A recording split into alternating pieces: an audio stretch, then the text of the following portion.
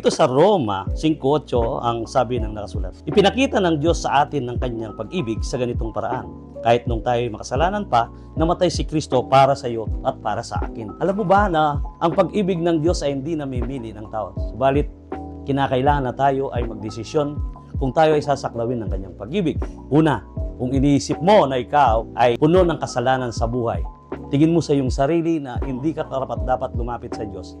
Noon pa, inibig ka na ng Diyos. Nasa sayo lang.